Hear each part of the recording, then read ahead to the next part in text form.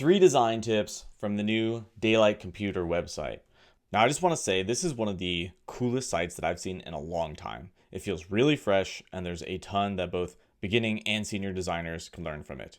So without any further ado, here's 3 design tips from Daylight Computer's new website. First, use a motif. Side note, a motif is a recurring visual element that appears throughout a design.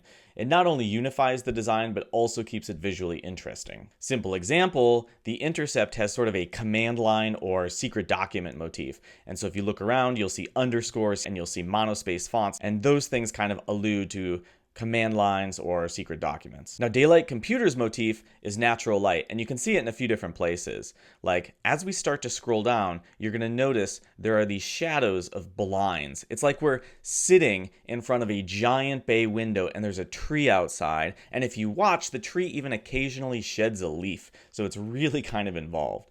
Now, as I start to scroll down further, the blinds open. Boom, there it is, and the daylight comes streaming in. Now, as I go down farther, I can see the shadow remains. Interestingly enough, it actually appears over some of the imagery. So it really does have this strong feel of sitting by a window with natural light streaming in.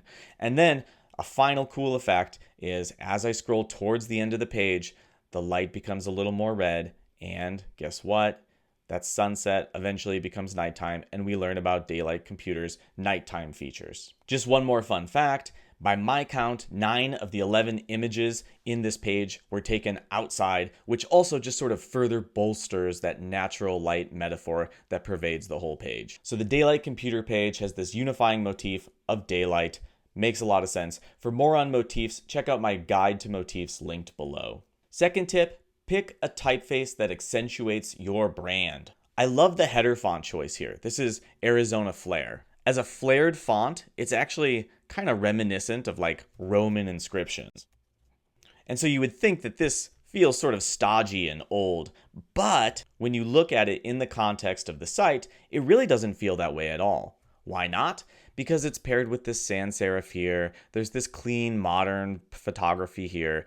Everything else is saying clean and modern. And so the net effect is Arizona Flare just sort of alludes to timeless elegance, but it's not overpowering. In my opinion, you should always think of a font as sort of pitching into the brand. Whatever a specific font adds to the brand can be balanced with other fonts or with imagery, color, etc. For more on pairing fonts, check out my step-by-step guide to pairing fonts, linked below. This is an article that I wish I had had when I started designing. And final design tip, remember that your copy on your page is part of your brand and part of your design. Use it to your advantage. One thing that Daylight Computer does is they're trying to have a brand that feels very human.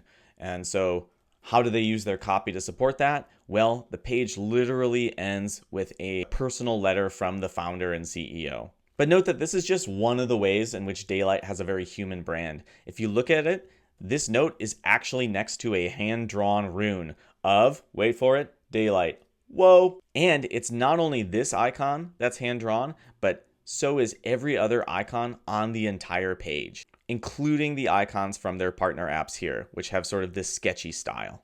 So when you're trying to create a brand, think about how you can use not only color, typography, and imagery to create that brand, but also the words on the page. For more on how specific colors, fonts, and imagery bolster specific brands, check out my video on starting a project linked below. It's a free lesson from my Learn UI Design course. You're gonna love it. Okay, so this was my first design breakdown video. Should I do more of them? Leave a comment and let me know.